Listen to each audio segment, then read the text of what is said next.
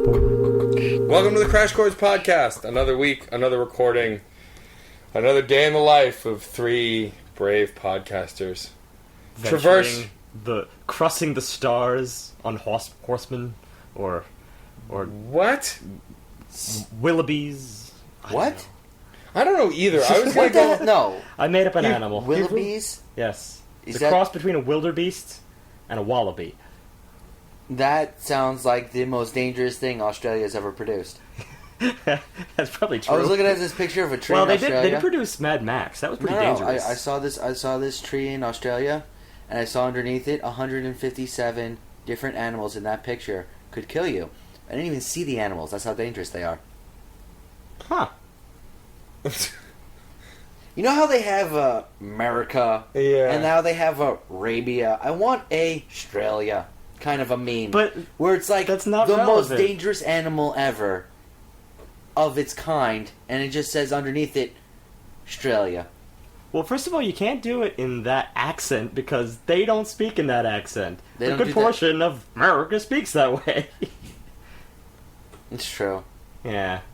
And it's quite disappointing. And I'm not even going to try to do an Australian accent right now. Please don't. Not Please, really. please don't. Yeah. That's not Please, an accent. please don't. This is an accent. Australia.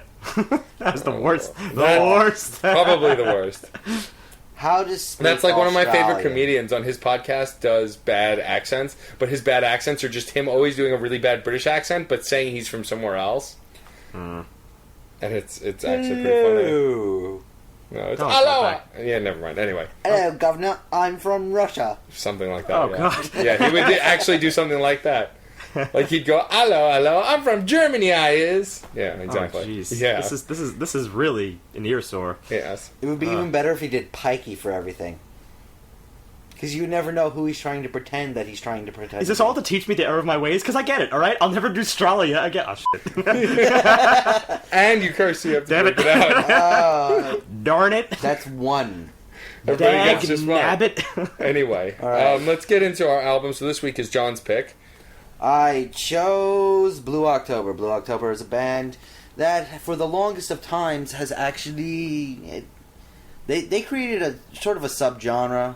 Pop, rock, lovecore? I don't know. It's They kind of You started... came up with that on the spot. Yeah, Yeah, it you really did. did. The most distinctive aspect for them is their singer. Justin Furstenfeld. He sings... It's a fun name to say. I It want to is. get that out of the way right now. because Furstenfeld. as I say it, I might be giggling a little bit. Furstenfeld. And such. Wow, you're offending everybody today. That's my job. Hey, I just laughed the same way. Where was I? Oh, Lovecore. no, Lovecore. Apparently. Because of the way his voice works, and because of how sweet he sings, there's really I can't. Really put it any other I'm way. going to push that a little further because sweet. That's too bubblegum of a word for the way in which he sings, which I think is the most serious and passionate part of this album. Yes, He really puts his whole heart and soul into Justin it. Furstenfeld is one of the most emotional singers I listen to. When I want to cope, vent, be cathartic, cry, be angry, I listen to Blue October. They have songs for every emotion of that spectrum. And That love said- as well. That said, I do have issues with this album. We usually always Surprise, started off surprise. that way. Yeah. yes, And yes. I guess the problem here is the fact that sometimes it doesn't always feel like the music is it's always a step behind his voice. His voice really that is the shining beacon of this album, and sometimes I feel like it's above this album to some extent, which is understandable. I mean, you know your own emotions, and the best way you can bring that out is by singing. So he's probably been singing a very long time. There's definitely a lot of talent there. That's something I would say has actually been one of the big problems with Blue October in their entire career. His voice is just so good. and the music will not always match it. That's not, unique to this album. This is something that's a bit of a trend. And I think we can start that off. Well, actually, first a little question. In the history of Blue October, because I'm not as familiar as their work as you are, in the history of Blue October, was it typical for them to incorporate orchestral themes into the production work? Yes. Not completely typical to this extent. They did it more in this record than in the past, but they have it's not unusual. The violinist is a permanent member of the band, so he's always with them on tour and on stage, and he plays piano, I believe, as well. Okay, because that was a bit of an exception to the rule I said before, that the music is always lagging a step behind, and it seemed like the orchestra was, in some sense, trying to make up for that, which it did marvelously in certain points, and I think that we should start out with the intro here. Breathe In. No, it's Breathe, It's Over. Oh, Breathe, It's Over. My bad. Breathe In is how the song ends. Yeah. Wow, that must have been a... Well, it's a very pointed part of the song. This is a very short introduction song, 1.5 minutes. It is a great introduction song. It does an excellent job of setting the stage. This is almost as good as Two Men from Verona. I mean... That's what it does for the storyline that's about to happen. Interesting. This is kind of a standard for Blue October. They often have great intro tracks that really set up a flow of the record. The last one that was this good was Approaching Normal, which was not the last record, but the record before it. Had a really solid intro track. 5-6 years ago. Yeah. And that one had a really great intro track. The last album... Any Man in America was a different kind of record. Well, for starters, I am going to classify most of this as pop, but considering a lot of the issues that we've had with a lot of other pop bands, is sometimes it always doesn't feel like the arc is there. It always feels like, there's the hook, there's the catchy chorus, but the arc is just not present. And yet, I feel that there's a lot of bookending going on in this particular album, both for the track and the album itself. Mm-hmm. It starts off the album very much the way it ends, and it does that even within the track. One thing, however, is that this intro was pretty short. Mm-hmm. That's not necessarily a detractor, though, because it's such a flowing, chilling intro. I feel like you don't really have to drag that out too much just to state it.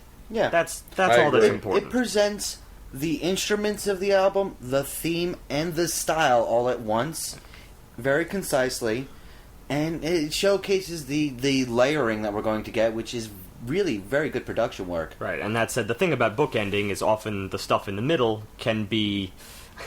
well, you can offer a lot of different material when you're bookending things. You can get to a crazy climax that seemingly doesn't have much to do with the rest, but I'm not gonna say that they did that in the climax per se. I'm going to say they did it with this second track, Sway. It was a very 80s style track to me. It had a semi-electronic kind of intro.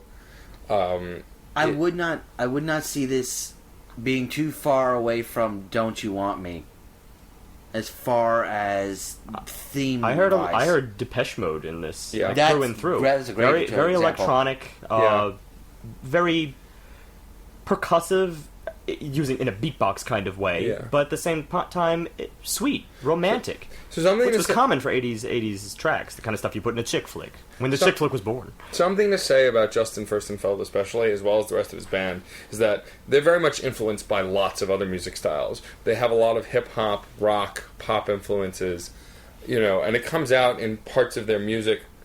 They sometimes tend to genre jump within one album.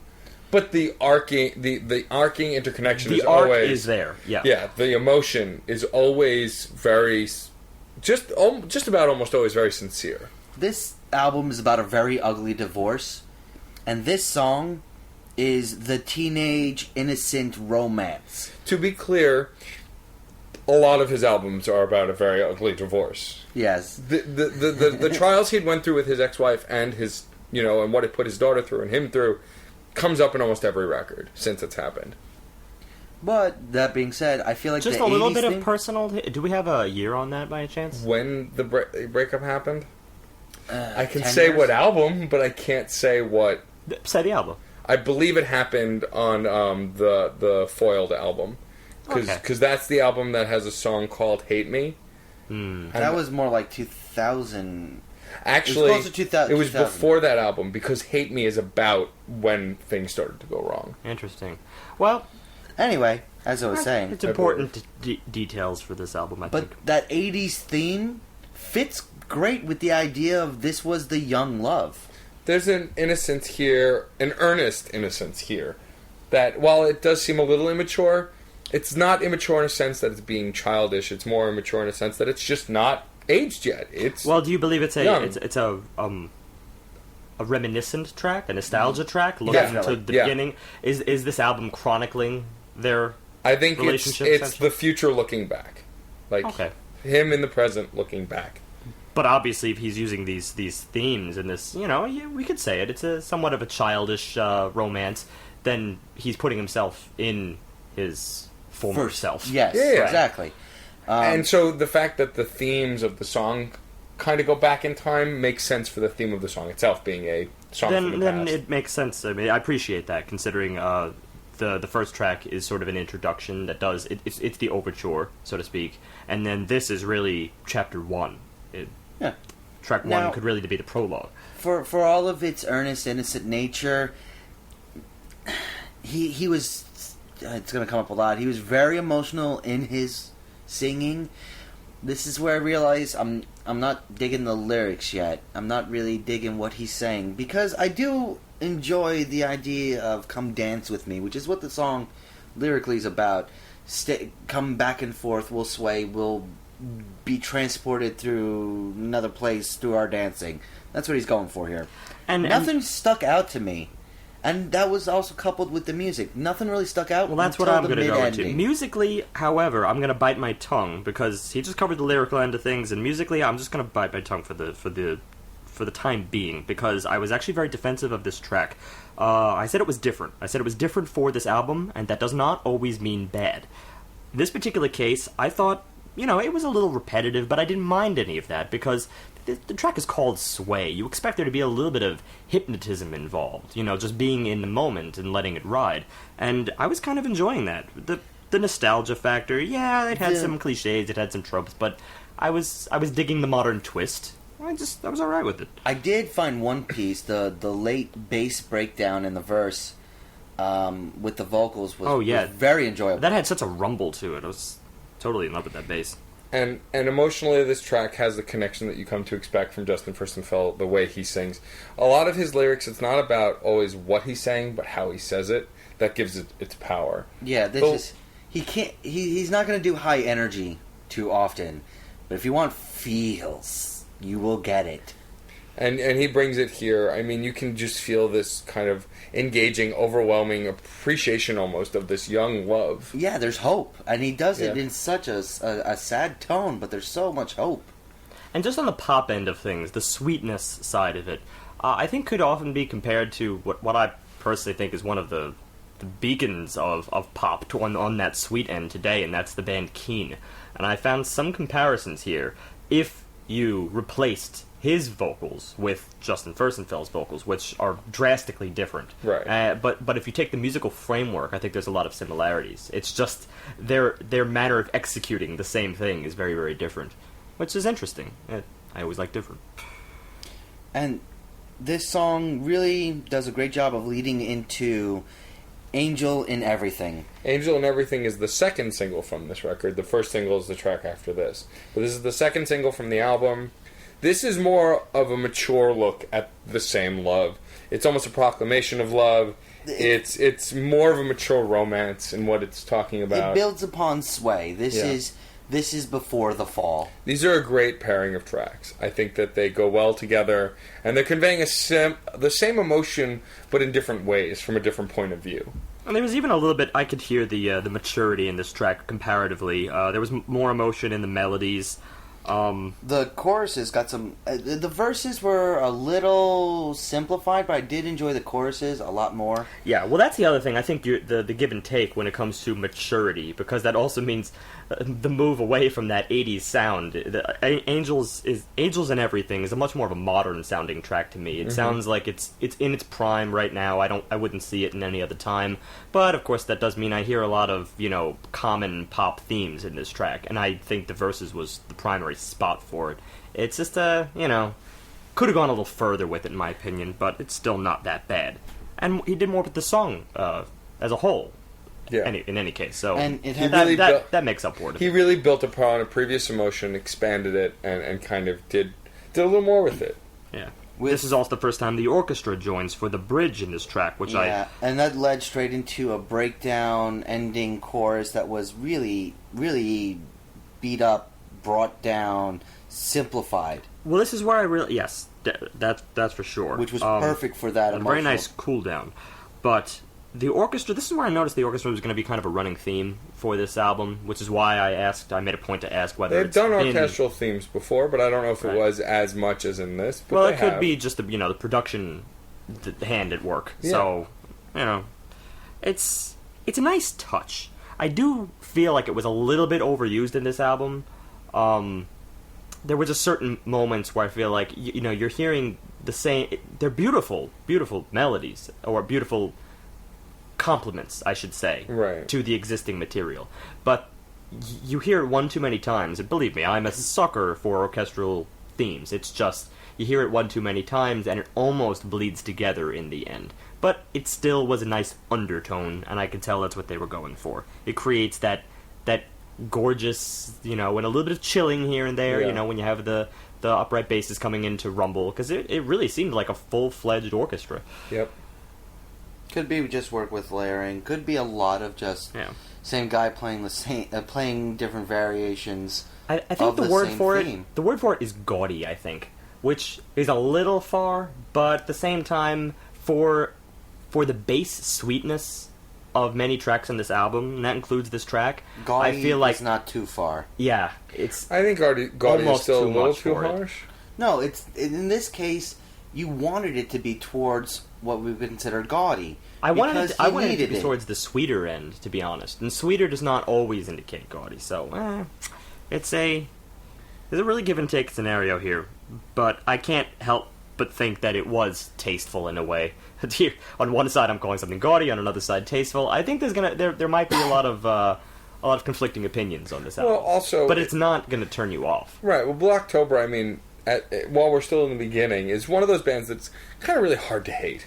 They're just, unless you hate love and feels and sadness, but it's kind of hard to hate a lot of these tracks, even if we have complaints. They have a very similar, not tone, but similar Vibe. as Red Hot Chili Peppers, and I'd like to use them as an example because Okay, you're going to explain that. I don't know anybody who honestly will go, I hate the Chili Peppers. Oh, I see what you're saying. Okay. I hate them. There's There's a always a song. relatability. That's right. Everybody looks at the Chili Peppers as like, even their bad stuff, you're not going to change the channel on. Like, there's nothing you hate. You just may not care for it. It's the same sort of deal with this album. I'll put it this way: I've developed this little theme where I'm noticing certain pop bands, and I might call them department store music. Which really defines the kind of stuff that it's playing in the store. You're not exactly paying attention to it because it's not supposed to distract you from shopping. I'm going to put this a little bit ahead of that. Oh, no, absolutely. This This is more complex than some of the department store rock that we've But at the same listened to. time, it's still sweet. I could still hear it in a department store. But I don't mean I'm this not would make saying you it with the same vindictiveness as I said. Well, the and previous. also, this is still friendly enough that you could... some of the songs, not all of the songs. Like, this might actually turn my head toward the speaker. I That's might what stop I'm saying, shopping. yeah. So, not department store, more Hot Topic.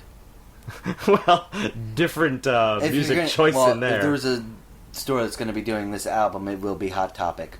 I don't know if I agree with that. Yeah, Hot Topics tends to stay towards more... Then again, I don't even know what they're doing lately. Yeah, no, it's I been a avoid it while. like the plague. Anyway, back on topic. So we'll get into now the first single of the record, which is called Bleed Out. This song, as far as singles go for Blue October has a habit of releasing their first single being one of the more in-your-face tracks. And The perfect example is Hate Me. This is the And, spiritual successor to Hate Me. What was the other single on this album? Angels and everything. They usually do They usually do an in-your-face song and then a sweeter song. That's usually their single release pattern. So what's your take on both of these? I think they're pretty much standard fare for what Blue October would do. Okay. So this is the heavier end to you, or the sweeter end? Oh, This Bleed is Out. The in your face end? The Bleed Out is the heavy. heavier end. because the way the chorus jumps, and it's supposed to kind of grab you and shake you a little bit. Now That's the emotion he's going for. Bleed Out specifically starts with a great echo intro. It was a very emotional piece of work. It's a very melancholy nature of the track. It did an excellent job. Goes straight into the first verse. Does beautiful work building it up. When it gets to the chorus, hits too high, too fast, and has one little piece that I just cannot stand in this song, and that is a beat machine. Yeah, this is where the beat machine becomes a little bit... Maybe it's because we moved away from it since Sway. See, no one expects anything but sort of synthy, electronic-sounding music when you're in that 80s zone. But then, after you introduce an orchestra in Angels and Everything, it felt kind of weird to go back to that and Bleed Out. It's like we've gotten more toward it's not a beat machine, it's a drummer. They have a drummer. Part of it was a beat machine. Was it? I'm pretty sure about the that. Machine yes, there was a drummer beneath it. But Okay. The machine gun speed beat going was not...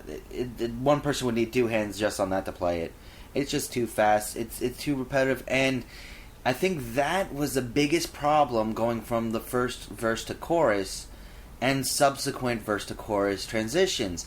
That was just too much, too heavy. It took me out of the melancholy feel. Like, they were building a melancholy feel for the song, but it was for so brief. But that was the idea. Yes, it was supposed to shake you. I disagree with John. I think it's totally disconnected. I disagree. I agree with John on this particular case. A build-up would have been better, because that would allow you to actually make the transition. I disagree. And this is why I disagree. We don't have to agree on this, but at least let me say my part. Okay. I think that because, especially in a lot of Blue October songs where they want to shake you up a bit, they start with this melancholy feel and then throw you into this chorus to kind of rattle you and give you this kind of in-your-face emotional impact very early on, and then play through on it. All right, I can respect that reasoning. It feels like they're doing that for an audience that has ADD. That an audience that wouldn't wait around for the full breadth of emotion. An audience that really just wants the punch here, now, and fast. In other words, this might be a little bit back to that department store music, the kind of stuff that you're not going to be around long enough for the chorus. So there's actually three put it up there quickly. There's three main reasons why I just could not get on board with it. One, once again, lyrically, not catching me, so there's nothing driving me through that jump. Two, the second verse is a more complicated rendition of the first, and it works a lot better, not perfect yet, but a lot better in that bleed through to chorus. Well, that's pretty common. You go to the second verse and you're just a little bit more settled into the song and it's at that more point. Complicated, and it's borrowing from pieces the chorus. From the chorus works a lot better. It's that A to B jump. Now, but the third part, B to A. Yeah. The third part is there are instances where they take out that fast machine gun machine, and it sounds so much better. It really does sound that chorus sounds so much better without that machine in it, and I feel like it would work so much better if you just didn't have that insufferable ticking on top of everything. Yeah, I don't know if I can call it insufferable. I just don't. Me too, because I barely noticed it. I just could not get away from it.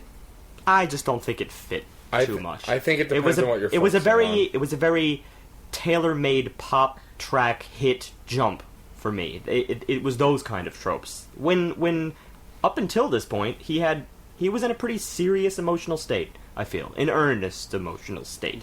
Something that was relatable, but at the same time not cookie-cutter. And I feel like that this chorus just kind of...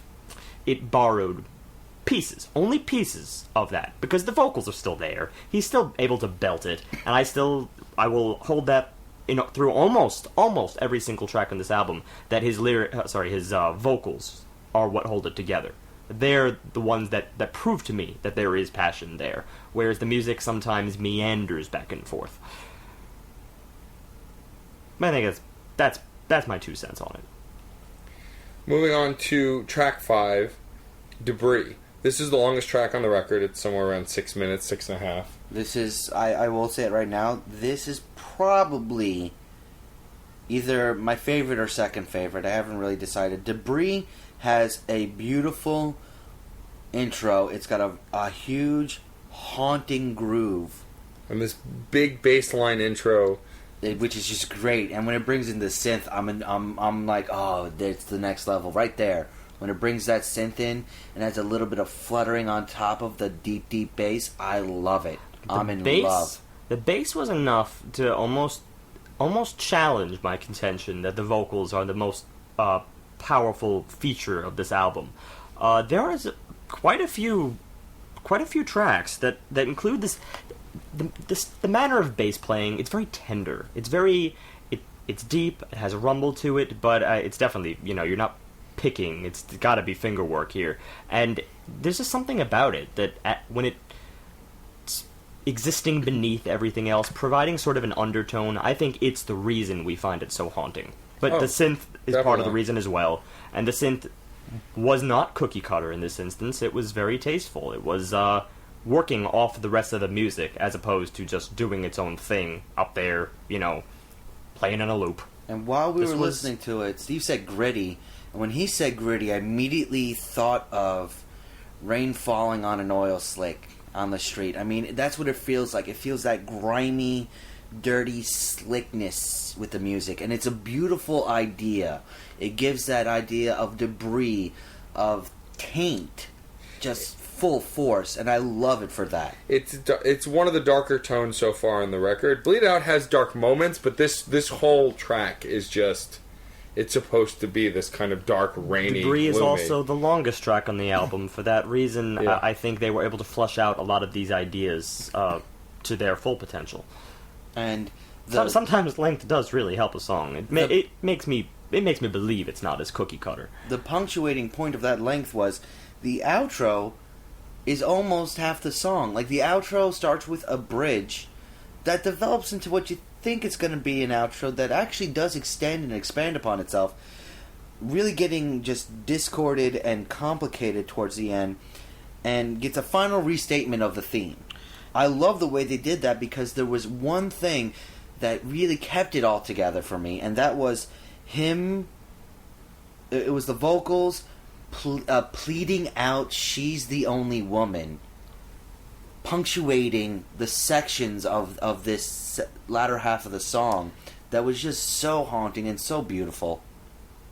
Yeah, and I do gotta say, it was the build-up to that breakdown that I think really made it for me. And this is what I'm talking about. I mean, when you have a track this long, it's the only track that goes over the 6-minute mark in this album, and I feel like you're just able to take these ideas. It proves that there's substance there, and it's clear that there is. I mean, for the build-up itself, you have this rising bass and this nice steady drum, very, very steady, keeping you focused and alerting you that there's going to be something to come. And then he's wailing along with this build-up, so you can hear the emotion on the rise, and then finally, your typical breakdown. But it wasn't just typical. I felt like it had some of the most emotive lyrics, as well as the most emotive vocals. Well, yeah, it was to give this sense of haunting kind of unclarity, gloominess.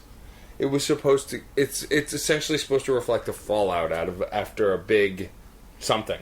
It's tainted. Yeah. That's probably the word I would like to use the most in this song. There's a tainted nature to the character we're experiencing in Debris, to the vocalist, the main person. He is damaged. Yeah, I think it's not the best breakdown that I've ever heard, but at the same time, it's not. It's not because it's it best wasn't contextually. Contextually, yeah. I think this is the best track on the album. It was good because it wasn't complicated. It was not simple, but it wasn't, I think it's the first. I think it's the first time he had a very, very fresh idea and followed through on it throughout, beginning to end. Not throwing in any courtesy loops here and there. And again, a lot of that might be production work, because producers, for all their wonders, for all their faults, they do know what sells, and that stuff kind of does sell. But in this particular case, it felt like everything was kept at bay, just the tasteful art at play. So moving on to track 6, we have Fear. One of my favorite things about Fear, even though it's still not as... It's definitely... I mean, Debris set a standard, but my thing that I loved about Fear is that you get a solid minute, maybe more, of just a duet between the vocals of Justin Furstenfeld and the piano, this piano, and it just was really beautiful. It worked really well. And then after about a minute, maybe a minute and a half, it kind of explodes into the sound of the rest of the band kicking in, but in a way that kind of pushes the song forward and kind of gets you moving with the song. And I'm going to disagree on that. I am also going to disagree on that. I Wow, we felt thought like- this was going to be your 2 against 1 here. It's the opposite way around this case. This one, while I will say the introduction, it does fill you with apprehension, which I think is what they're going for, especially through the first chorus. Once you get through that first big chorus, you hit a level and it kind of stabilizes and stagnates from there. And I don't feel like we were rising up to something and it hit a crescendo and it kind of just petered out from there. Well, and this goes back to my little point of contention here. I think that's because they went back to those same pop themes. There's a lot of looping going on in this track. Even the stuff that's not necessarily a pop theme, it's always, a group of 4, a group of 4 beats, group of 4 chords over here. It's not like that's bad. The vast majority of pop music out there does it. It's just, I feel like that was the reason why this couldn't have really been flushed out. It just kind of, as you said, petered out. In the beginning, it was very thin. It was very emotional. You have your keyboard beneath it. I mean, what's more emotional than that? Everyone hears that solitary piano with the vocals overhead, and they're like, all right. You're going. You're going, right? You're on to something, right? But you got to do something with that. You got to go somewhere. And instead... He was, but it stopped. I don't know. Because of that stop, it was going, and it's almost like instead of, finishing the journey, he hit something and just couldn't continue it. It's more like, in what you... See, Matt, you termed it an explosion. But when you say that was an explosion, I heard almost the same thing I had heard in various sections of Angels Is Everything. Even a little bit of the choruses bleed out. I heard that vein, which means we already kind of heard it. I wanted the piano section to be flushed out. Or maybe a different kind of climax. I don't know. It just seemed a little safe for the climax. Started out well, but I wasn't too happy with where it ended up. I think it was too fast in moving from an apprehension to that joyful hope release and then sticking with just everything's kind of okay. I think you hit the nail on the head right there. It's that joyful hope release that I think is what we see in so much pop music. Because that, after all, does get crowds going. Everyone loves joy. Everyone likes the release. And but I don't just want release. It wasn't just that. They were content Too with safe. it. They were content with staying there for this latter half of the song. And that's what kind of petered out on it. It also, and one other thing, it makes the songs seem a little bit longer than they actually are. When you loop those sections the way they do. When you plateau. I'll say that the second half of the song wasn't great, but I still liked that it went into that heavy section. I'm not saying it was I disliked it. I'm just saying I wanted more. It left me wanting. Okay, fair enough. It started off really good. That I will give it. Fear. It was your typical off, crooner intro, No, it wasn't just that, but you're working with some Who doesn't great, love a crooner intro? but you're working with a hell of a crooner. That's true. So it really was going somewhere special. I love modern the day intro. crooner. I love the intro through That's first chorus. probably one of the better ways to put it, I think. Yeah. A modern day crooner. Moving on to track 7. I'm sorry, did I write Things we this? don't know about. There we go. So this song, it's sweet. If we're going to talk about any emotion, it's just a sweet song. He's singing from the perspective of the father to daughter, in the very specific case, because he does have a daughter named Blue. However, it could be to any any parent to child. We've heard this a few times already this year, most notably with the Green Day albums. That's not saying this is Green Day level. It was not nearly as bad. This is definitely done very well, and there were great moments in the song. But essentially, this and the song did fit within the themes. But essentially, this song is from father to daughter. It's not a song; it's a conversation. Pretty much. That's the whole issue with it. It's a conversation set to music. It works as like an exposition for the theme, but it doesn't work as a song as a whole. It's sweet. Yeah. This whole album, though, is sweet with a touch of sadness. And I can't help but think that John put it best in the previous track when, that joyful hope release. I feel like we're just getting more of it here. I wasn't as down on this track as you were, but at the same point, it didn't wow me in any sense. Maybe I wasn't as negative on the arc concept as you guys were with this particular track. The fact No, that I wasn't negative on it. The fact that it didn't belong because it was a Oh no, father-to-daughter I took that track. back. I took that back. I didn't. I think that's very relevant. I mean, how could you not incorporate your daughter? No. Yeah, I didn't. I wasn't saying that it didn't fit the arc. I was only comparing it to those other songs that were in a similar vein. And the reason this one actually fits the arc, though. It does fit the arc thematically, but it's the fact that it's a conversation, not really a song, in my opinion, that I just don't feel it fits. It has song stuff. It does feel a little bit limited. Yeah. But again, I would hesitate to call it fully passionate. Yeah, but if he's writing it to his young daughter, there definitely is passion. But he didn't have to. But he didn't have to make it overly complicated because it's not supposed to be. Right. I don't think it ever was supposed to be. So that's why it's not. Regardless of whether we want it to be more complicated or not, it doesn't matter because that's not what its intent was. Well, that said, I did think that the drums held together this particular track. Yes, I kind of liked really the drum great work. drums, yeah. It was just I guess you said talking about complexity, and you wouldn't think that a father-to-daughter track would have like great drum work. That's like the last place your mind would go. But this particular track, that was true. Yeah. Moving on to Hard Candy, which was the first time. I mean, not that I was sleeping through this album, but it was one of those kind of. It was an eye-opener. Yeah, it was an eye-opener. So Hard Candy is clearly a song about drug use and leaning on substances to get through, for better or worse. Lyrically, there's a lot of references to the drug crawl, the hard candy crawl, the hard candy dissolved, taking the candy. The candy is obviously pills, something of that sort. I could probably think of half a dozen off the top of my head. It probably is.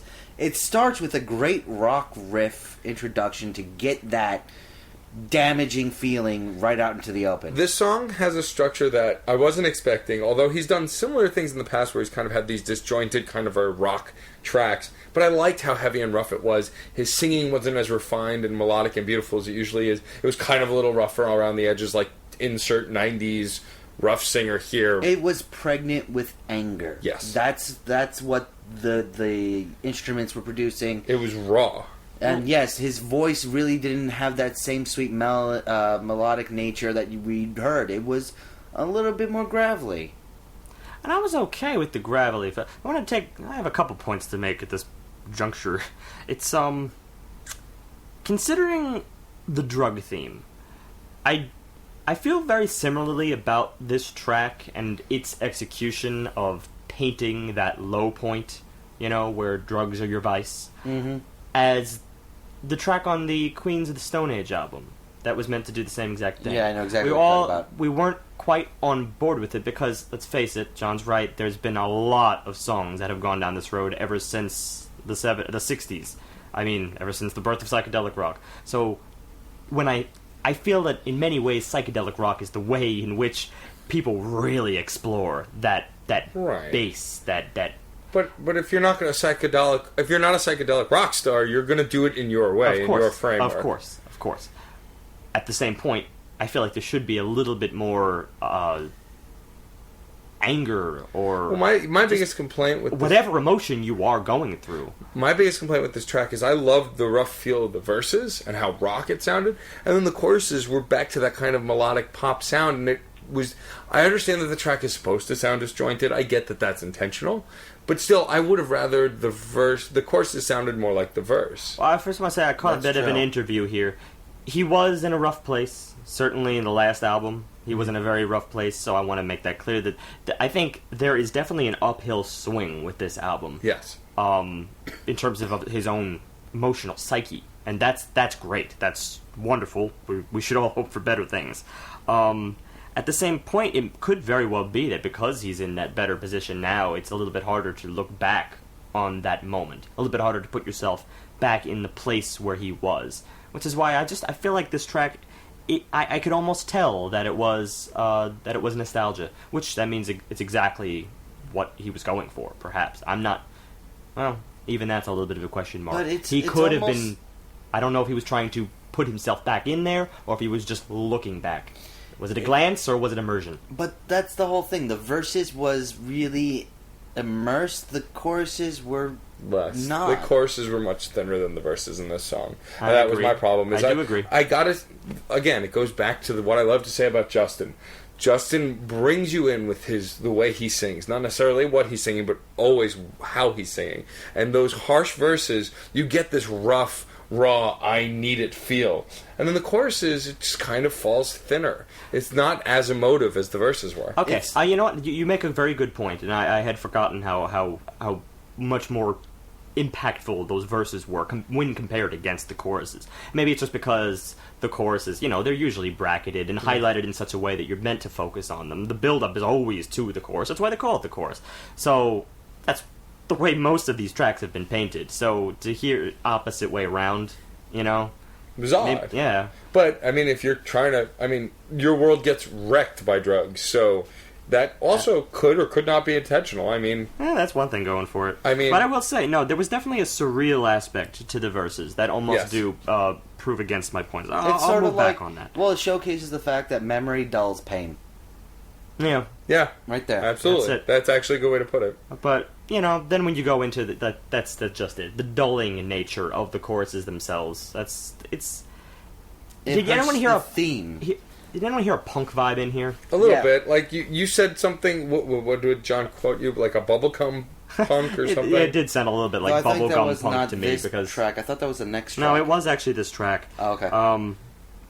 That's how I would have described it, but maybe I'm feeling that's a little bit too harsh now, considering the verses and whatnot. But the choruses were a little bit, unenthusiastic. Yes, but by comparison. in keeping with this harsher theme, track 9, Put It In.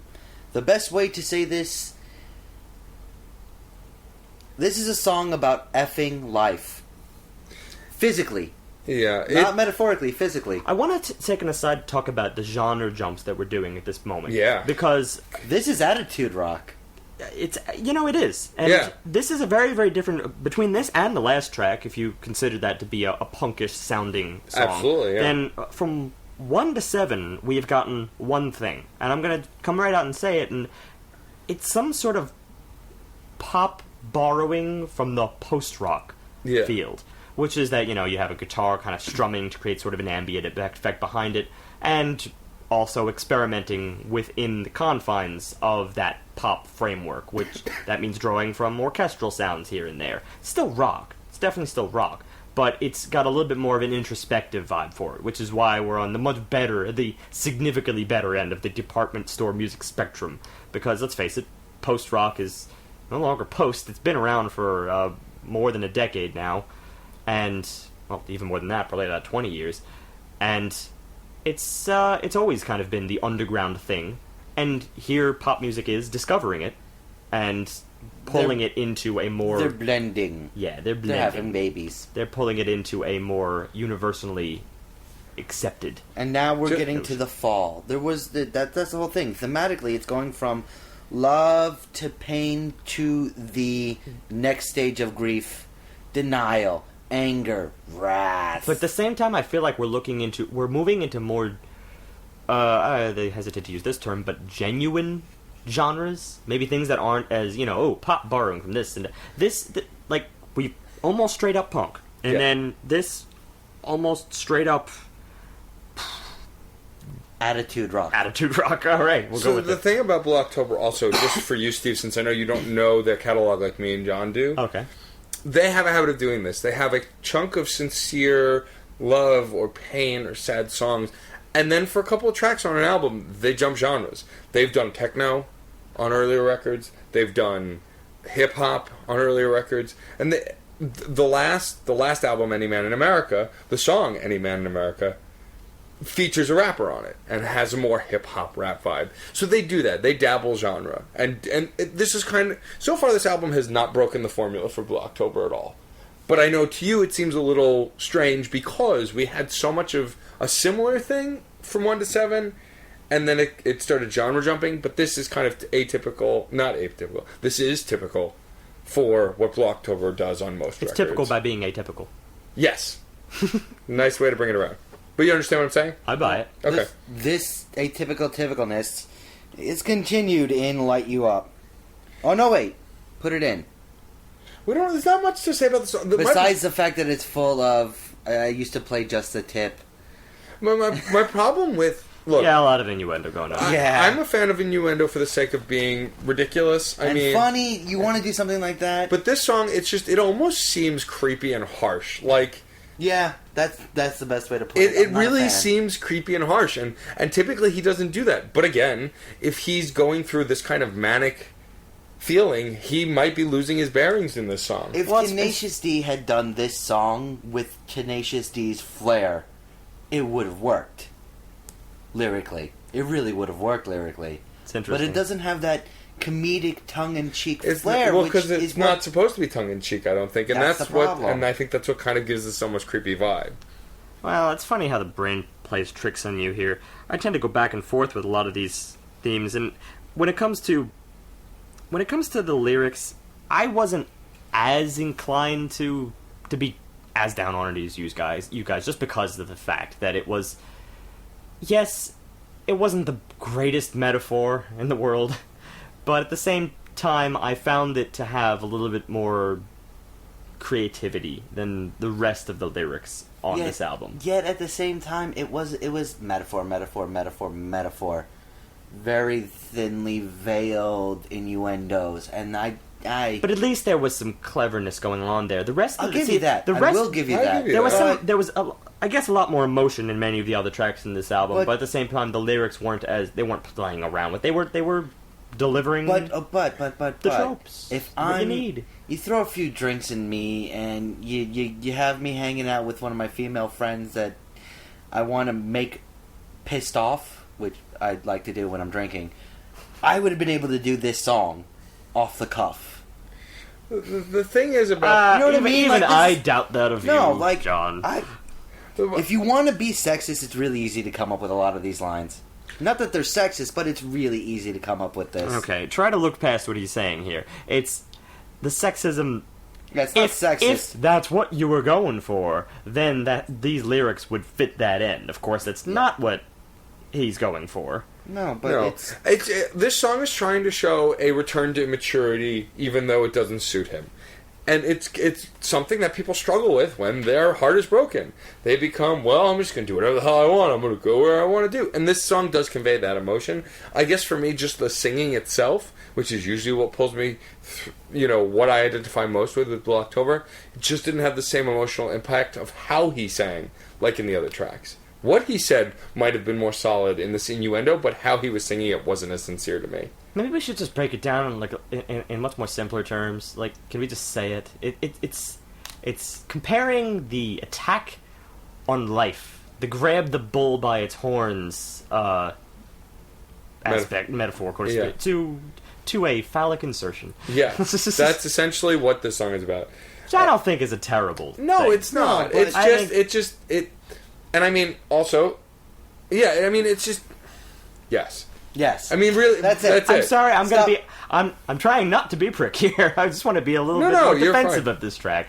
It's funny you should say that you're trying not to be a prick in a song about insertion. Rim shot, but you'll add that in later. Anyway, I don't have a rim shot. Light you up. How do you not have a rim shot? Moving on. Prolific on the boards. Moving on to Light You Up. Because the internet.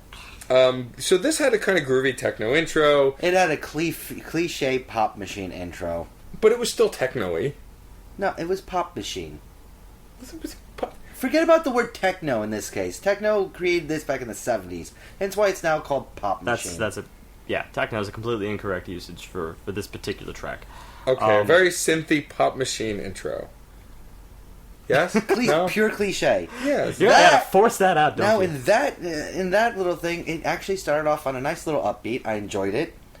It was a little more invigorating, and then it really starts to become the same exact thing throughout the whole song, making it forgettable.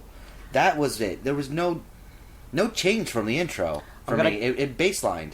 I'm gonna come out and say it.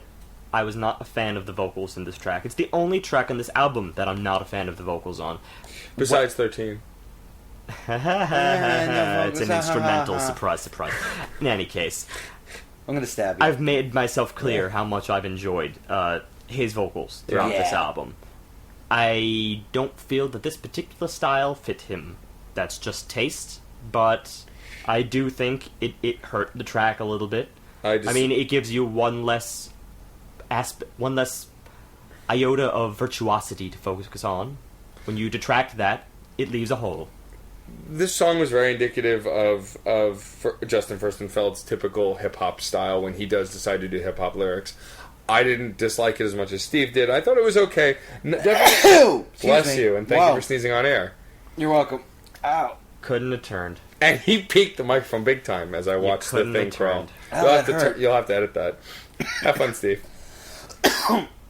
Anyway, so I disagree with Steve a little bit. I can see where you're going, but I think that difference between us comes mostly from tastes. I think that he's done hip-hop better in previous records.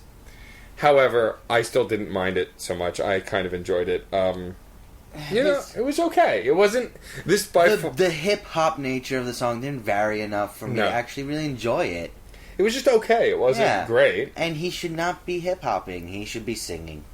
I disagree. He should not be rapping. He should be singing. He is a great singer. It's not rapping per se, but it's a style of singing I associate with a lot of hip hop music, and I think this would be back shelf hip hop music if it were to be a album of its own or an offshoot band of his where he only sang like this instead of his usual pleasing. Right, but I think that's why it only has a moment on the albums as opposed to full albums, because he doesn't prefer to do it. He just likes doing it from time to time, and so it shows up here. Speaking to this song, it's continuing the theme of rebuild and transformation, because this is where he starts the whole rediscovery, finding a new person to find his life with, getting over the previous person. Yeah. The reason I'm bringing all this up is that Things We Do at Night, track 11, is him finally culminating a new relationship. So for me, this song was so catchy and cliche. It's so cliche. I almost made up a new word. I was actually writing the word catchy, but I put an L in it. So I created the cross of catchy and cliche, clatchy. Or... No, that's terrible. Or... Steve, edit that out. That was terrible. But there's no better way to put it than clatchy. It was so cliche and so infectious in its style that it worked great. It was so good. The chorus was awesome. The way he sings the chorus, it really, and repeats the same word within the chorus several times. It still kind of pulls you in because it's just really memorable. And that's the thing about a catchy chorus that always hooks you, is if it's easily memorized, it's always memorable. When somebody's got nobody, you want somebody to have somebody. I mean, it's really on the nose, but it's got such a heavy guitar drum work with it. I really liked the way... really good. And it was sincere. Yeah. Absolutely sincere. I really liked the way that the vocals sort of cracked off this repeating guitar riff. Mm-hmm. It was a very creative... I think that's one of the reasons we see it as such a catchy chorus, because it's... First of all, when you have one moment... This is why I always say I'm sometimes about the moments, I'm not always about the full arc. When you have a moment that is just that irresistible, it makes it so that all this stuff we say about repetition and looping doesn't matter in the slightest. You can repeat it as much as you want, and it will become sort of an anthem.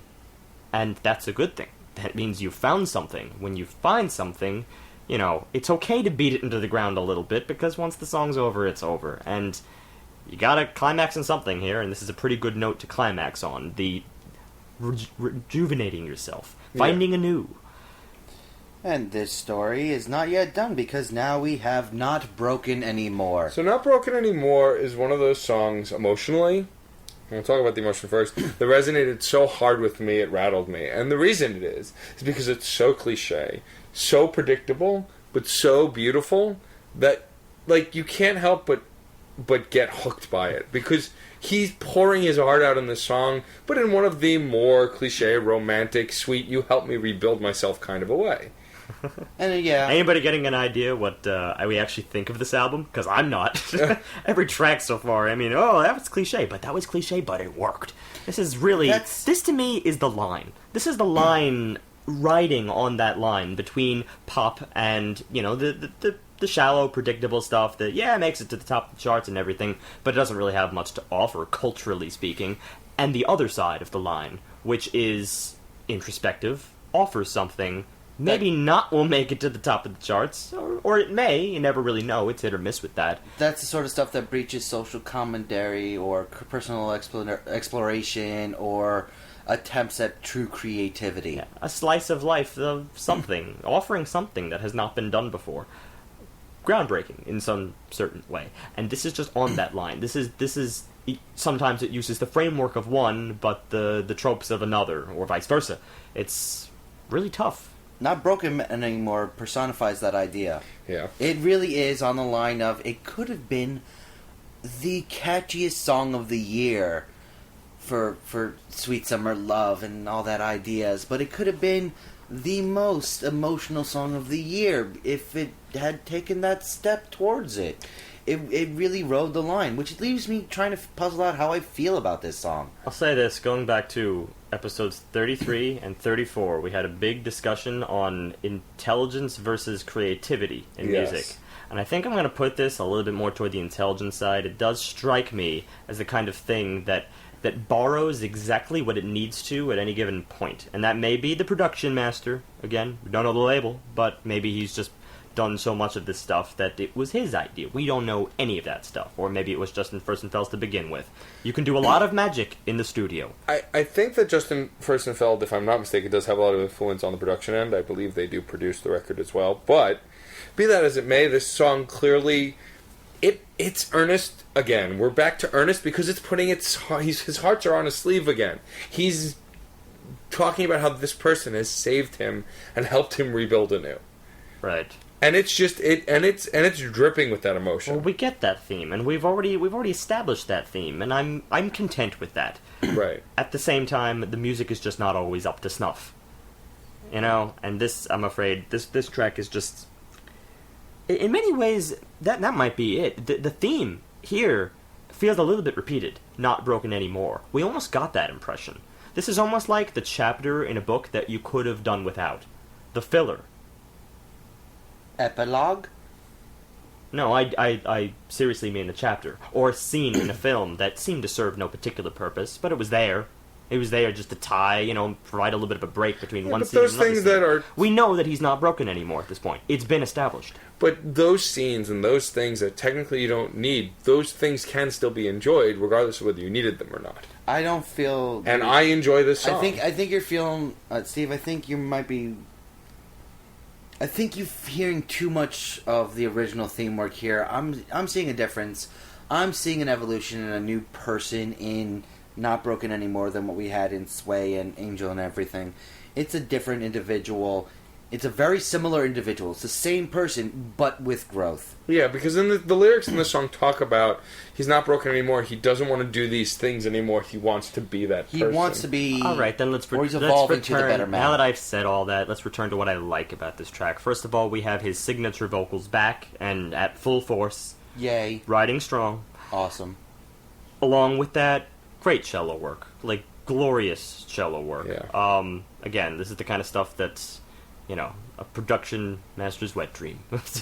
And then to boot, we do have one new element, and that's the little classical guitar, which hadn't really been introduced yet, so I appreciated that. So, not all bad. And then we come to the final track of the record, 2B. 2B is, in my opinion, a great bookend, to bring it back around to what Steve was saying, to the record. A lot of the songs had great bookends. I think this track is a great bookend to the record. It's an all-instrumental track with some audio sampling pulled from we're not sure what. This is the counterpart to Breathe It's Over. Yeah. Very much so. The yin to its yang. Exactly. About a minute and a half, 2 minutes outro. This is a full-fledged outro.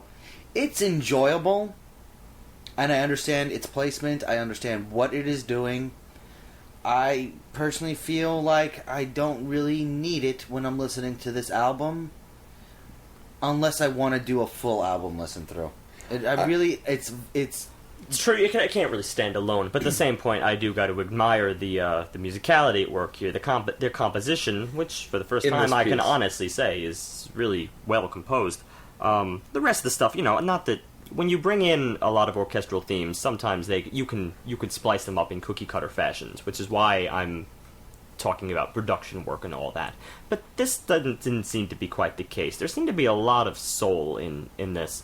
You can see that even just in the chord work. I mean, there's little changes here and there. You start with like a nice A major resounding chorus, and then you switch just subtly to a 5-chord pedal, right? You keep the A major, but instead you pedal it with E beneath instead of A beneath. So just a little touch, just to imply that there's something evolving, right? And this track doesn't evolve too far. It is a bookending track. It serves almost the same exact purpose as Breathe It's Over. Kind of short, and it just sort of delivers. And just look at the titles for a minute as far as emotionality goes.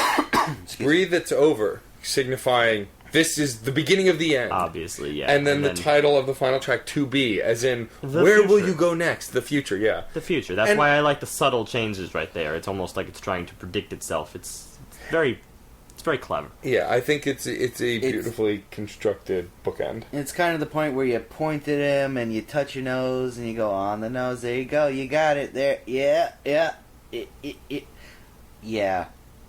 It's very on the nose. It's very much straightforward.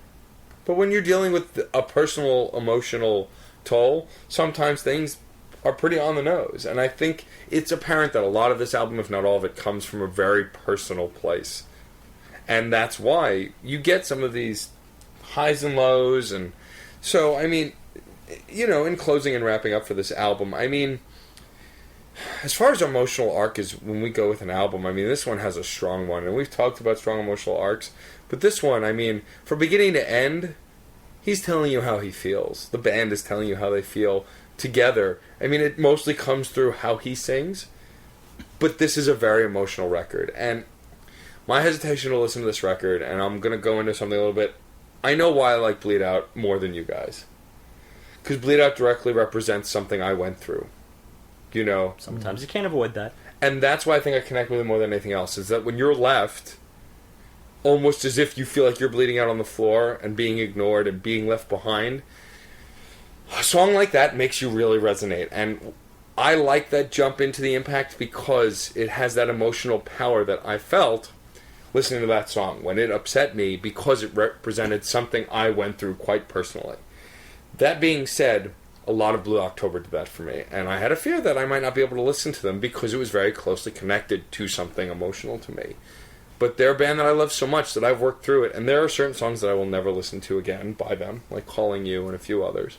But overall, I still love this band. I got into them, and as far as singers go, he's the singer I relate to the most, because I connect almost every time he opens his mouth. That being said, as a whole, Sway is a good to great Blue October record. It's better than Any Man in America. That album actually quite disappointed me compared to their previous works. This one, however, feels like Blue October from beginning to end. Their specific cliches or tropes, as they've been said throughout the review, are there.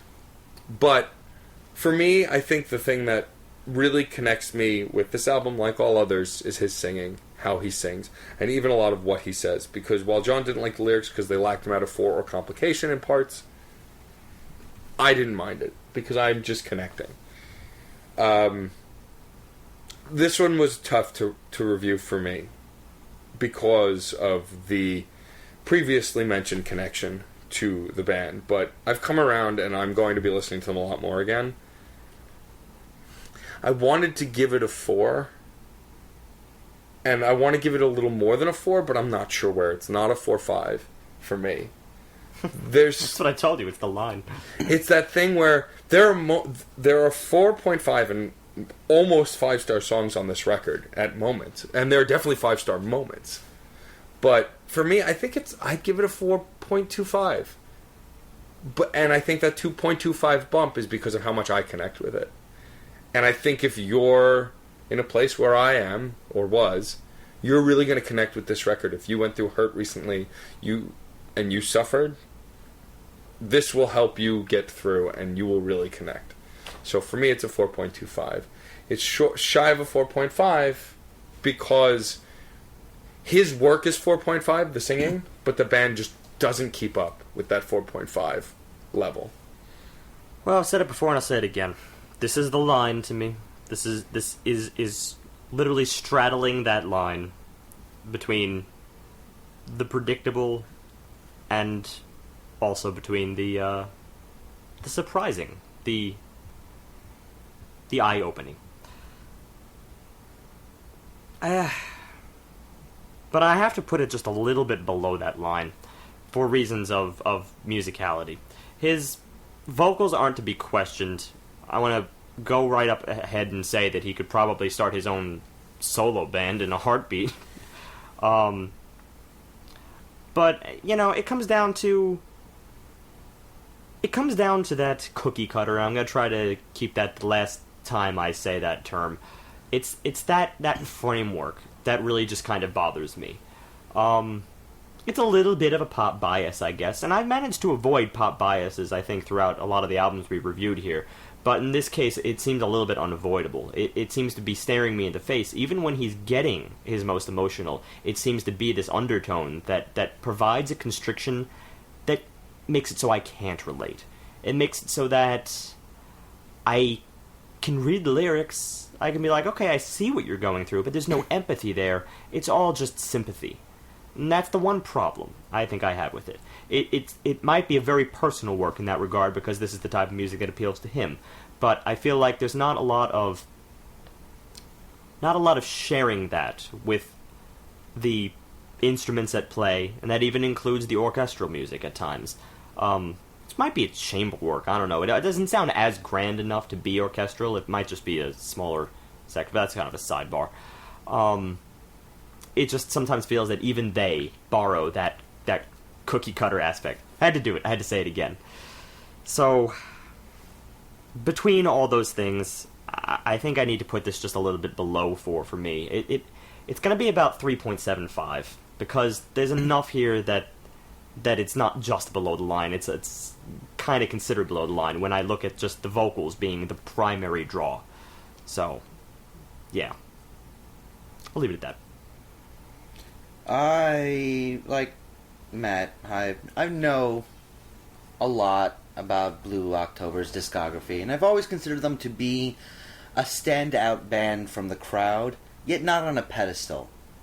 That's where I'd make that distinction. They are very similar in a lot of respects to a lot of other bands out there, but they have defining features. One is the vocal work, but it used to be the lyrical work, and that's something I can't really gloss over. Nothing was offensive when you got right down to it. Some of it was just silly, in my opinion. Some of it was just a little bit too on the nose. But none of it really hit that inspiring level, and that's what last week got me with the Black Sabbath record. P.S. Ozzy didn't write a lot of that, if I remember correctly. The lyrics were mostly Tony Iommi. Yeah, but it was that aspect that was coupled with such a distinct voice that really set it apart from the herd. Blue October did that a lot, and I don't see it here. That coupled with a couple... There's some great songs here. Not 5-star for me, but a lot of 4-star level, doing really good work. Sway's one of them. Sway really does work. Angel and Everything really does work, and Debris is a great song. It hits the mark with what it's attempting.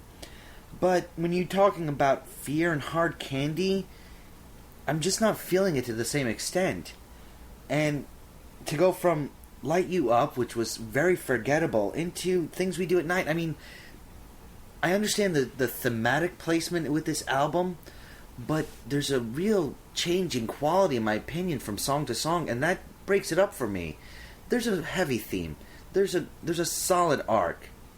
It's not groundbreaking, but it is a great concept, and it's obviously very emotional. But the quality becomes very scattered, and I lose myself in this album and can't see it as a full piece. But it's still really good. It's a 3.5. I'm not calling it a 4. There's just enough lacking outside of the bass and vocals that it can't hit 4. Something in my gut told me that you were going to go for a 3.5 after that speech, and I think you might have persuaded me down there. I understand your connection, Storm, and I know why. Yeah, this is a personal thing. Yeah. There's always, it's the same thing you always say, Matt. It's all about our musical ear. What we're looking no, for in it's music. more about what our you taste. say at the end when you were telling people, check it out or It's forget give it, listen or buy it. Yeah, this is definitely not a forget it. This is a check it out for me. A check it out means it may just strike you in that right place as it's hitting Matt right now. But if it doesn't, there are holes. There are definite holes here.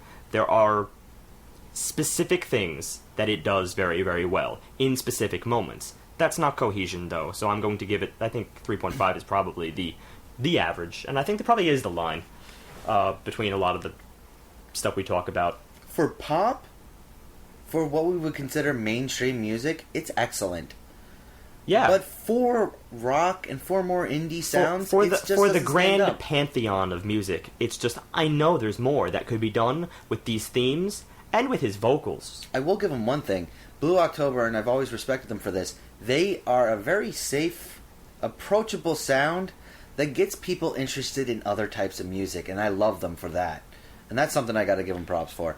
They've always been not experimental, but adaptable. I do like in their style. I do like the dip, and even though it was a little bit awkward at moments, I do like the dip into the varying genres toward the middle end of the album. I think that the more that we talk about it, the more I see what you're saying, and I would openly and fully admit that the reason I rated it so highly is because of the direct emotional connection to specific personal experiences for me. No.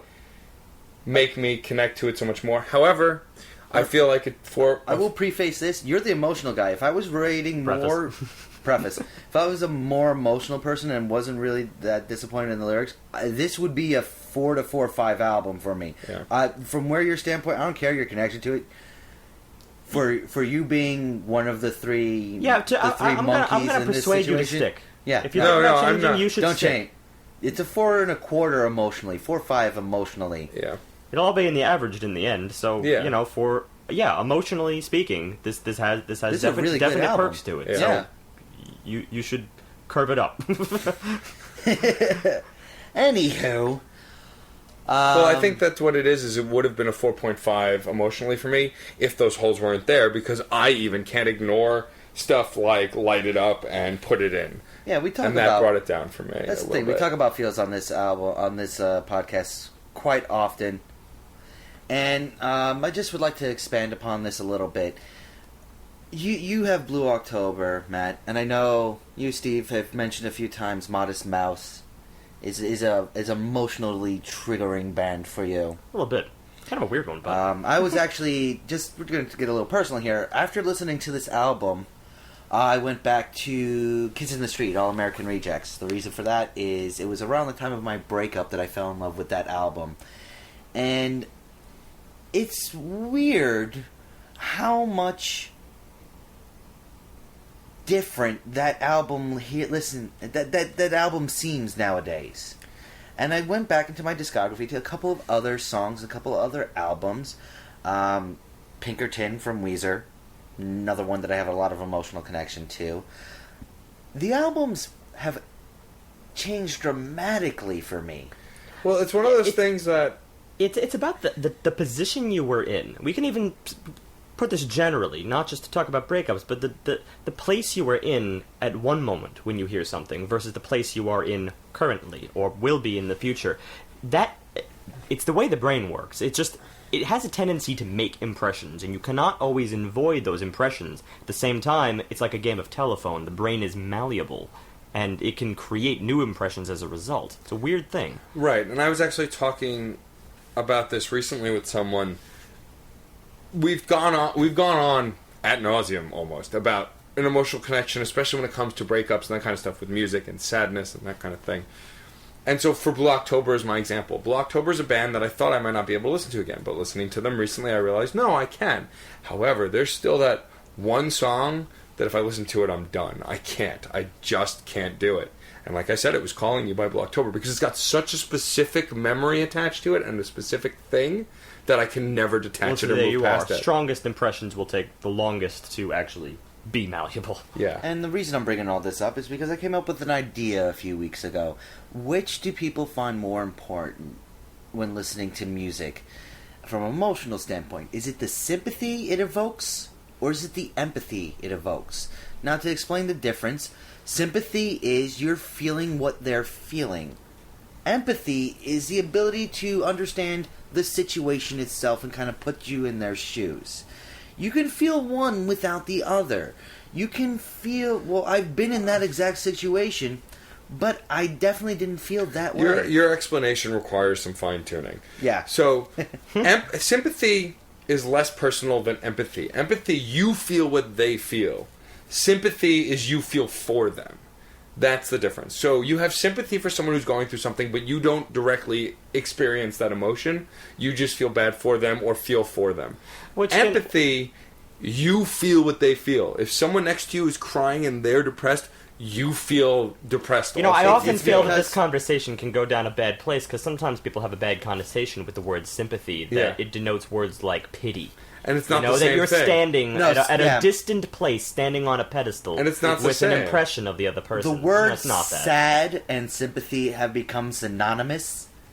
I feel sympathy for you, I feel sad for you. That is a terrible comparison. Well, sympathetic joy. I mean, usually when you're talking about sympathy and empathy and all that stuff, it's because someone is feeling bad and you want to share their grief, trying to make them feel better. But that's not how it works from a Webster dictionary point of view. The reason these words exist, the reason we have sympathy and empathy is because none of us are capable of telepathy. I mean, we can't honestly know. Even empathy is often a stretch. It's the impression that one of us is really feeling what the other person is feeling. Yeah, no one can possibly know. Empathy is a stronger word for it, though. No, empathy is understanding the situation, and that's the whole thing. Empathy doesn't have an emotional connotation. It's the ability to put yourself in their shoes, literally. Sometimes empathy can even be worse than sympathy, because empathy, and this is the devil's advocate, this is the other side of the equation. I understand where you're coming from, but you're dumb to feel that way. That's empathy. I was going to take a different route on that. I understand where you're coming from. Here's my anecdote, and superimpose my anecdote over yours, which does take a little bit of, personal. It takes away the personal side. Right, but also there are other sides of empathy, whereas I myself have always considered myself a person. If I'm around someone who's depressed, I feel like I can feel it. Whether I really can or not is neither here nor there, but I feel like if someone's giving off this depressed feel... That's sympathy. I start to feel depressed. That's not empathizing. That's sympathy. No, it's not. Yes, it is. You are sharing in their grief. Didn't we just say it was the other way around? No, empathy is not necessarily related to emotions. I don't know if that's right. Empathizing is the ability to put yourself in one's shoes and understand the situation. Because you've had similar experiences. But I just said that it was not that, it was the other way. No, but you were saying how you were feeling depressed. Right. That's not empathy. He's going to Webster's dictionary anyway. Well, but I want to point this out, the reason kids in the street, I've gone nostalgic on. I've gone emotionally invested in it. I could think about, I used to be sad and now I'm not. But I got to look to a song we recently did, Same Love. Now, I'm not homosexual, but I cry during that song every single time because I can feel their pain. Well, also, that song eventually isn't even about just fighting for gay rights. It's also about just fighting for rights, eventually. It's about... But from my standpoint, I'll put it out there, I'm white, European descent, Christian. I really have all the rights forever. I was not ever fighting for rights. But to feel that emotional turmoil that happens through that, it's a weird point of view. I don't know. I for one stand on the opposite side of that equation, not because I'm of any different descent or I think that's going down the road of white guilt and everything. That there should always... I don't feel white guilt. Yeah, well, everyone should always feel something for everyone, regardless of wherever the Yes. hell you are. That's great. That's exactly what it is. Well, yeah, I had this rant on Facebook, not to get too far off topic, but I had this rant on Facebook where I overheard someone complaining about how Group A doesn't have the rights and we have to fight for our rights, and then started to immediately bash Group B and say that they don't deserve to have rights. And it's like, if you're fighting for rights and you're a minority, you should be fighting for all rights, not just your rights. Because if everybody gets rights, you'll get them too. You know, that kind of a thing. The only reason I snapped at that is because it tends to go down, that anecdote people always tell. Oh, I once heard the sob stories of a person who, Daddy didn't buy me another credit card or buy me a new Bentley or anything like that. It's like, okay, on the face of it, as far as an anecdote goes, yes, we can probably say those are shallow things. But you don't know anything about his life. You don't know anything about the kind of person, the kind of spoiled person he was. I'm making up this person. This person doesn't really exist. But who knows? Who knows? You can't really know another person well enough to say that. Well, I've always said that there's always something to sympathize for. A person's problems are the world's biggest problems to them. Yeah. Your scope of your problems, your issues, your suffering will always be bigger to you because they're yours. But here's the question I want to ask. Would you rather be able to relate to the situation in a song, or would you rather it just be toward an emotional song? Well, let's look at these definitions verbatim and stop trying to pretend we know exactly what they are. Although I don't want to... it does come down to impressions sometimes, but there is a standard. First of all, we have sympathy. It's an affinity, association, or relationship between persons or things wherein whatever affects one similarly affects the other. And that kind of does support what Matt was saying. Yes. All things considered. So what, sympathy? Yeah. And then empathy is actually a much more straightforward definition. The ability to understand and share the feelings of another. It's more straightforward of the same exact kind of thing. So sometimes I think we're demarcating this line a little bit too boldly. They are very similar, but empathy does imply a very... understanding of the situation. Yes, an understanding through having felt. Sympathy is a little bit more distant. We can admit that. Now let's swing it back around to music. Because music invokes both of these very frequently.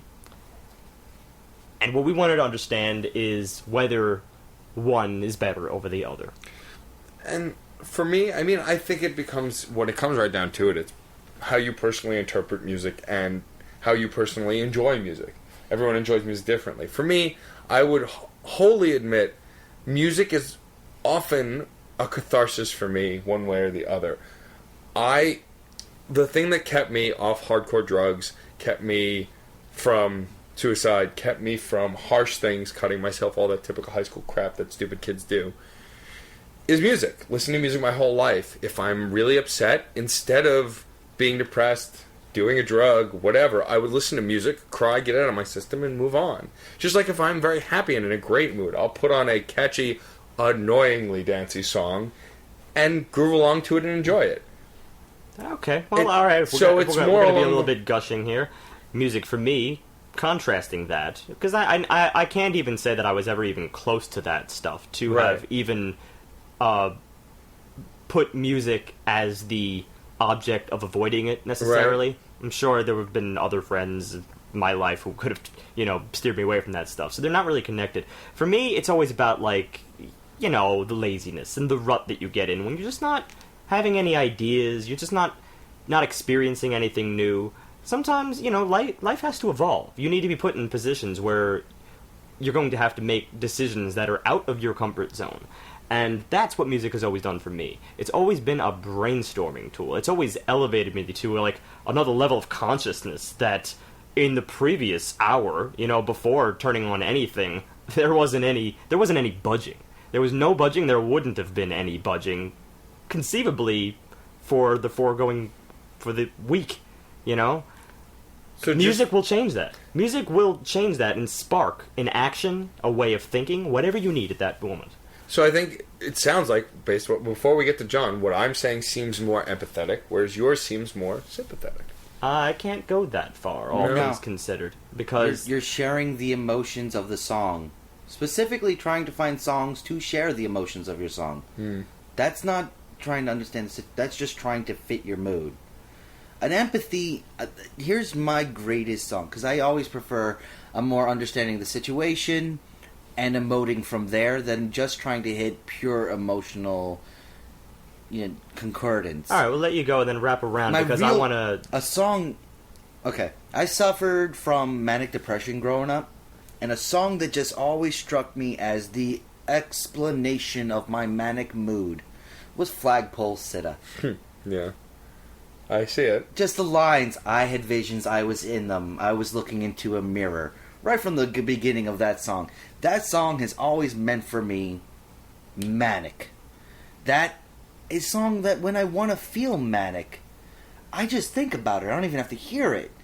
I just completely understand where he's coming from and use it to become that emotion. Or use it to understand that emotion. That's empathy. I can't really see it as a sympathetic reaction, though. That's what I'm getting at.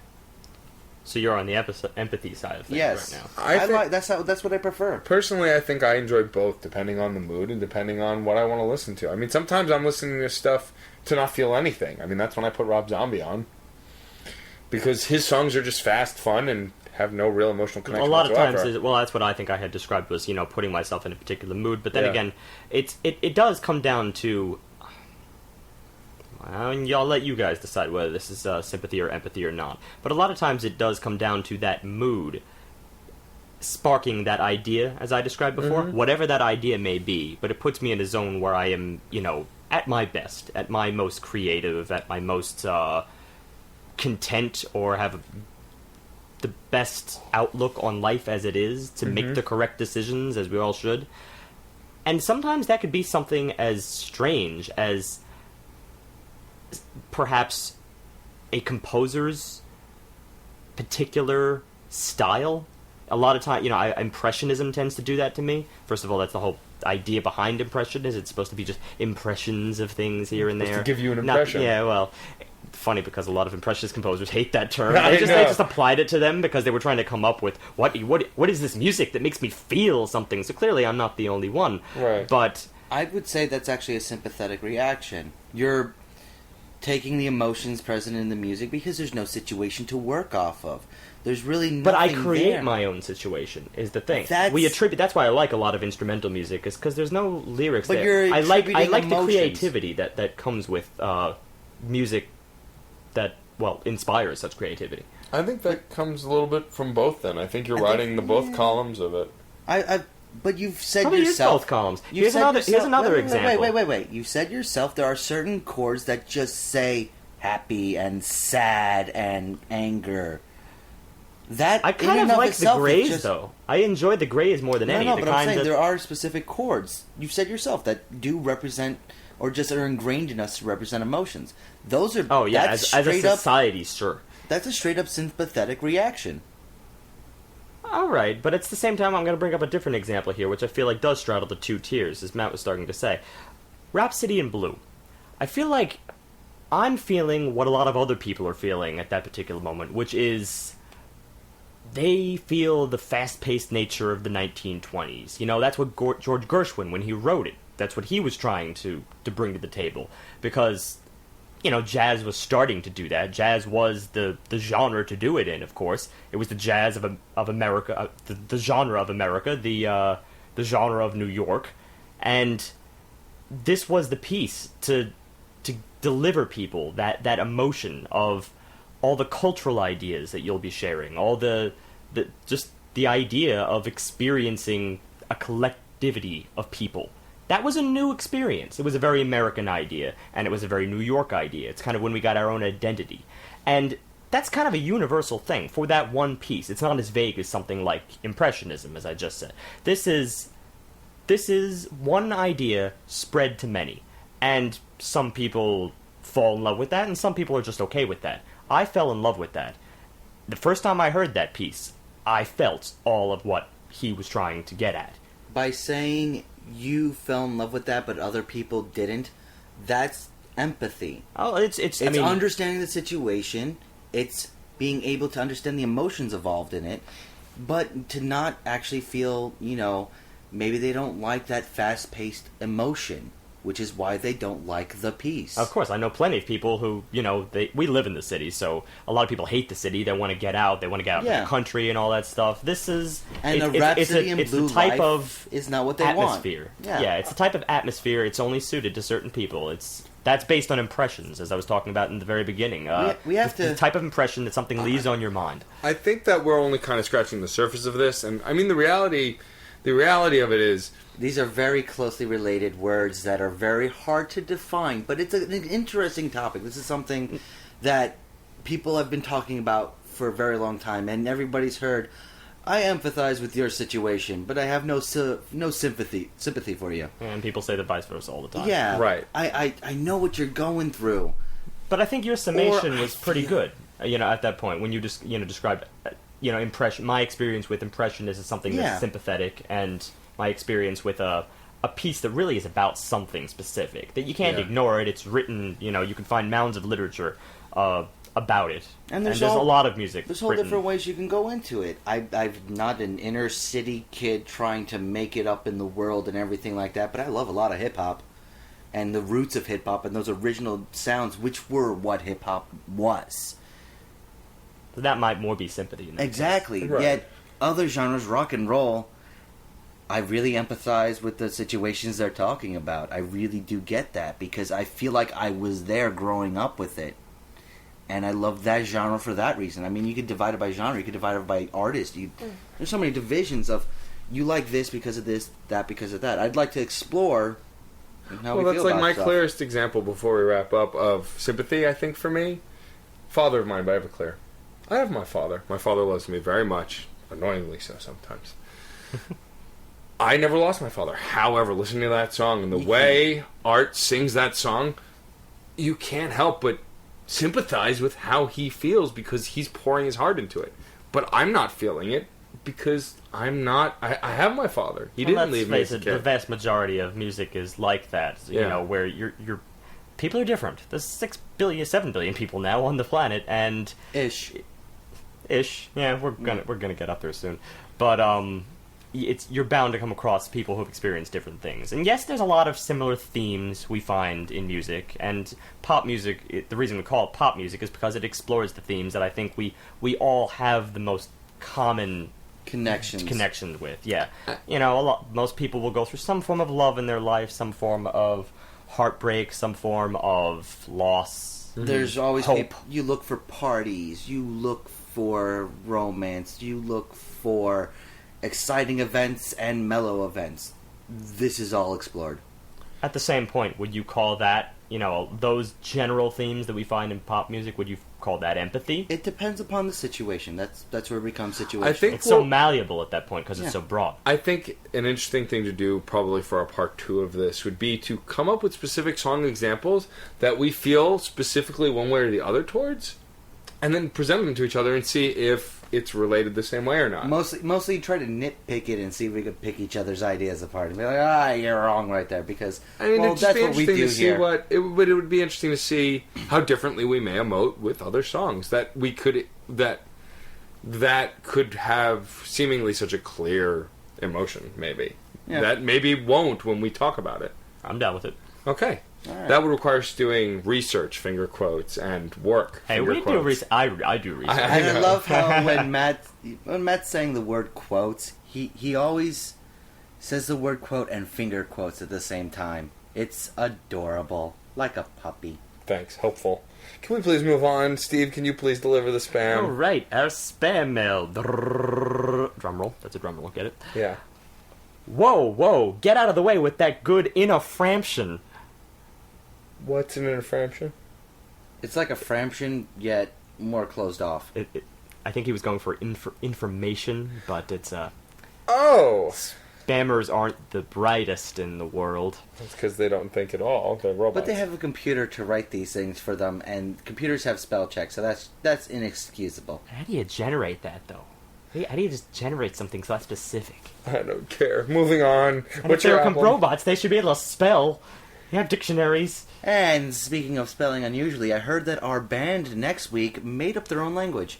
Yes, we're doing Searos next week. Now, for anybody familiar with the post-rock community, and that's an interesting little connection today, considering that this band borrowed from post-rock themes to fill their pop framework, and we're just going to dive right in and do post-rock in its truest form.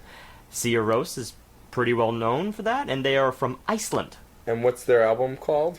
Kvíkir. Why? And what's... Why? Wait. It doesn't sound like real English or anything. K-V-E. No. Actually, that may very well be Icelandic. It is a fine line between Icelandic and the language they created called Hopelandic. Hey, so they made up their own language. Get Hopeland. That's right.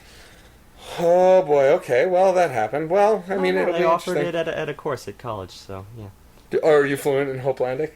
I'm absolutely fluent in Hopelandic. Well, no, speaking of made-up languages... Not really, I could Okay. just make up syllables and keep Speaking going. of made-up language, the only one that actually is available for course study is Elvish by Tolkien. It's the only one I've come across. That's true. And, well, I'll get more into this next week, but... Oh, no, wait, I forgot Romulan and Klingon. Anyway. Well, Which in is any a shame. case... Yeah, we'll get more into this next week, because that language I'm not going to theirs... ask Steve how to spell it. That language is theirs is merely to Steve- fulfill the melody itself. Steve likes to dive into new genres, and we don't know if it's Jello or Razor Blade, so we'll see. We'll see. Before we wrap up, also, I just want to say we have officially confirmed a date for the end of September to have Painless Parker on. He's going to perform for us and bring us an album, which I have to ask him about. Why don't we wrap it up? So We, the prepared ones, today. but totally. I've got nothing left. Like, my brain's just shut off. And as you know, and as always, and forever... Music is life, And and life life is is good. good.